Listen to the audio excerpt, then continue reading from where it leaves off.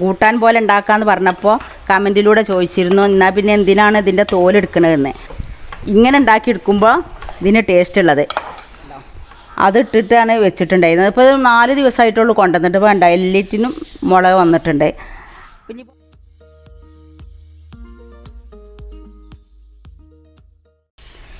ഇതിന് മുന്നേ ഞാൻ സ്രാവ് ക്ലീൻ ആക്കുന്ന ഒരു വീഡിയോ ഇട്ടിരുന്നു.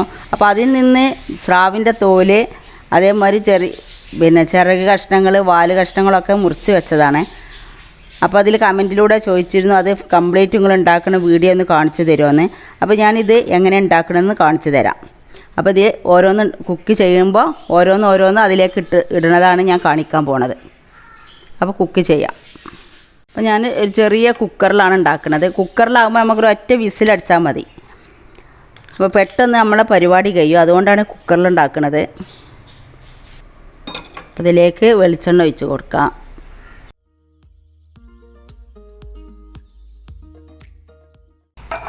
എണ്ണയ്ക്ക് നിങ്ങൾക്ക് എത്രയാണോ ആവശ്യം അതിനനുസരിച്ച് ഒഴിച്ച് കൊടുക്കുക.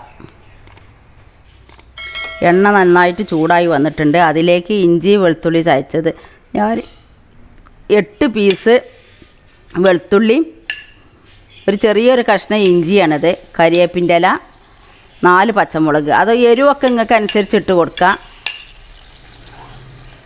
അതേപോലെ ഒരു സവാള എടുത്തിട്ടുണ്ട്.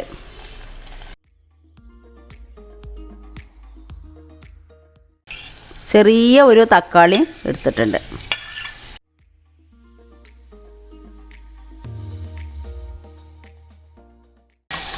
ഇത് നല്ലവണ്ണം ഒന്ന് വഴന്ന് വരട്ടെ. നമ്മൾ ഉപ്പിട്ട് കൊടുക്കുക, എന്നാൽ പെട്ടെന്ന് വഴന്ന് കിട്ടും.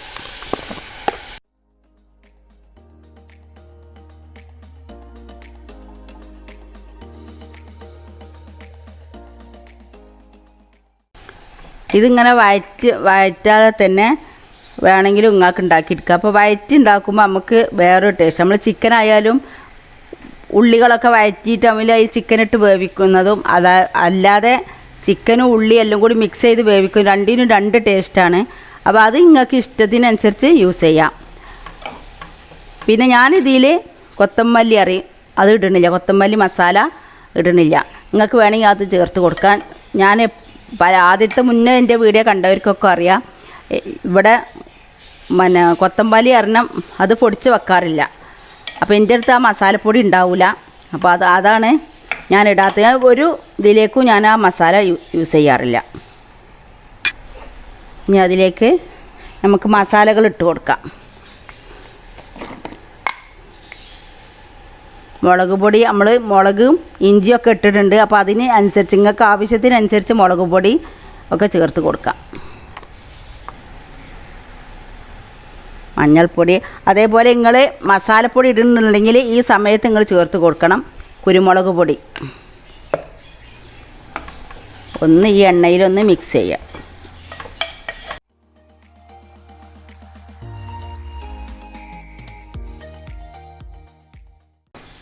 നമുക്ക് സ്രാവിൻ്റെ തോലിട്ട് കൊടുക്കാം.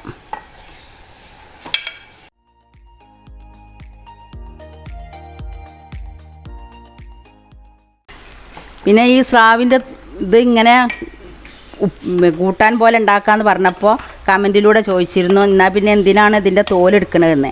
പക്ഷേ ഇത് അതിലൂടെ നമ്മൾ തോലോട് കൂടിയിട്ട് പൊരിച്ചെടുത്തിട്ടുണ്ടെങ്കിൽ നിങ്ങൾക്ക് സ്രാവ് തീരെ ടേസ്റ്റ് ഉണ്ടാവില്ല. ഇത് ഇങ്ങനെ ഉണ്ടാക്കിയെടുക്കുമ്പോൾ ഇതിന് ടേസ്റ്റ് ഉള്ളത്.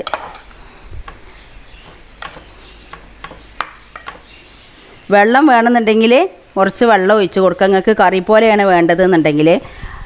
അപ്പോൾ കറി പോലെയല്ല വേണ്ടത് എന്നുണ്ടെങ്കിൽ ഈ വെള്ളം തന്നെ മതിയാവും. ഇനി വെള്ളം ഇതിൽ ഒന്ന് ചൂടായി വരുന്നില്ല എന്നുണ്ടെങ്കിൽ കുറച്ചും കൂടി വെള്ളം ചേർത്ത് കൊടുക്കാം.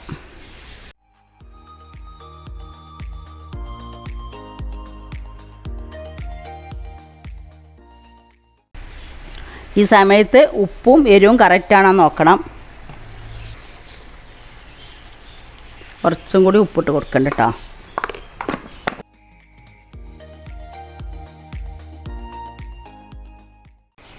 ഇതിലേക്ക് കുറച്ചൊന്ന് വെള്ളം ഒഴിച്ച് കൊടുക്കാം.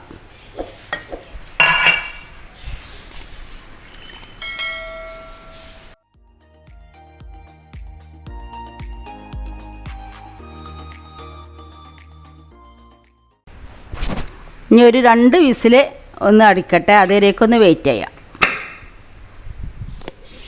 അപ്പോൾ അതിൻ്റെ 2 എയറും പോയിട്ടുണ്ട്. 2 വട്ടം വിസിലടിച്ചിട്ട് എയറൊക്കെ പോയിട്ടുണ്ട്. നമുക്കിതൊന്ന് തുറന്ന് നോക്കാം. എല്ലാം വെന്തിട്ടുണ്ട്. അപ്പോൾ ഞാനൊരു അടുപ്പത്ത് ചട്ടി വെച്ചിട്ടുണ്ട്, അതൊന്ന് താളിച്ചെടുക്കാനായിട്ട്.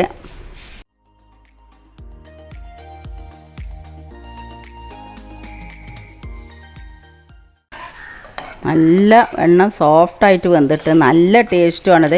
ഇതിന് കറിൻ്റെ ഒന്നും ആവശ്യമില്ല കേട്ടോ. ഇത് നല്ലവണ്ണം വെന്ത് കഴിഞ്ഞാൽ ചോറ്റിൽ കുഴച്ച് തന്നെ തിന്നാൽ നല്ല ടേസ്റ്റാണ്. ഇത് ചപ്പാത്തിക്കും പത്തിരിക്കൊക്കെ കൂട്ടാൻ പറ്റും.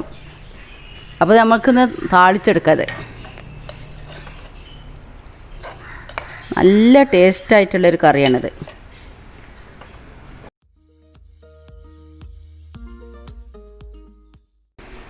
അപ്പോൾ ഞാൻ കരിവേപ്പിൻ്റെ ഇല ചീരുള്ളിയും വെച്ചിട്ടാണ് താളിച്ചെടുക്കുന്നത്.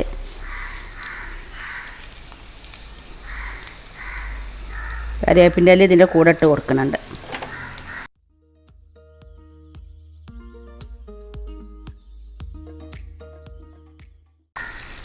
കരിവേപ്പിൻ്റെ ഇലയും ഉള്ളിയും നല്ലവണ്ണം മൂത്ത് വരുന്ന സമയത്ത് നമുക്ക് കുറച്ച് ഗരം മസാലപ്പൊടി ഇട്ട് കൊടുക്കാം. ഇതിൻ്റെ ടേസ്റ്റ് ഇഷ്ടപ്പെടുന്നവർ മാത്രം ഇട്ട് കൊടുത്താൽ മതി. ഇനി ബിരിയാണി മസാല ആയാലും കുഴപ്പമില്ല.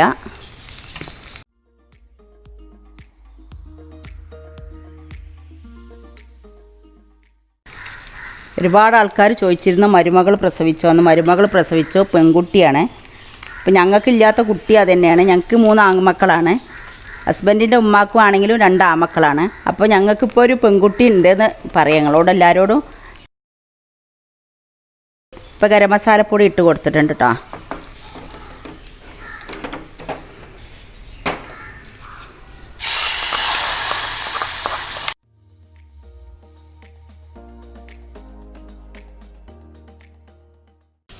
അപ്പോൾ നല്ല ടേസ്റ്റി ആയിട്ടുള്ള സ്രാവിൻ്റെ കൂട്ടുവട റെഡി ആയിട്ടുണ്ട്.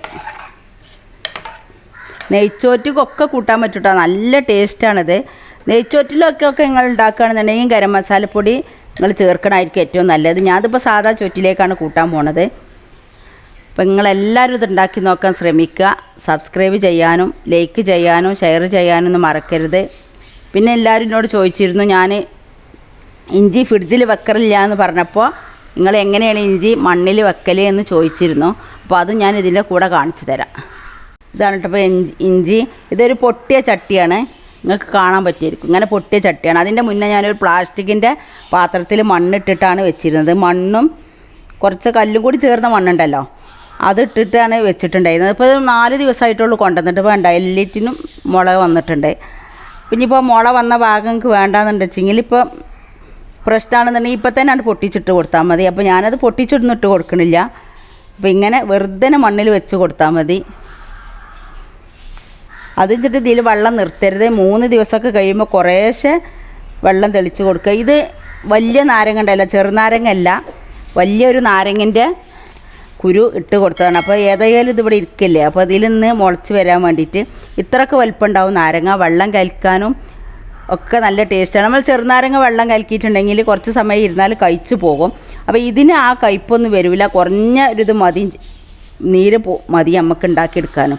അപ്പോൾ അതിൻ്റെ കുരുവും കൂടി ഞാൻ ഇതിലേനെ ഇട്ട് കൊടുത്തതാണ്. ഇനി ഇവിടെ തന്നെ ഇരുന്ന് കുറച്ചും കൂടി വലുതായതിൻ്റെ ശേഷം പുറത്തേക്ക് എടുത്ത് വെക്കുള്ളൂ.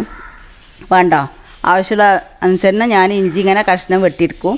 അടിഭാഗം കഷ്ണം വെട്ടില്ല, മേലിന് കഷ്ണം വെട്ടി ഇങ്ങനെ എടുത്ത് കൊടുക്കലാണ്. അപ്പോൾ എല്ലാവരും ഇത് ചോദിച്ചിട്ടുണ്ടായിരുന്നു, അതുകൊണ്ടാണ് ഞാൻ ഇത് കാണിച്ചു തന്നത്. എൻ്റെ ചാനൽ ആദ്യമായിട്ട് കാണുന്നവരാണെങ്കിൽ സബ്സ്ക്രൈബ് ചെയ്യുക. അതിൻ്റെ കൂടെ കാണുന്ന കുഞ്ഞു ബെല്ലിലേക്കൻ ക്ലിക്ക് ചെയ്യുക. എന്നാൽ ഞാൻ ഇടുന്ന വീഡിയോകൾ അപ്പോൾ നിങ്ങൾക്ക് ലഭിക്കുന്നതാണ്. ലൈക്ക് ചെയ്യാനും മറക്കരുത്.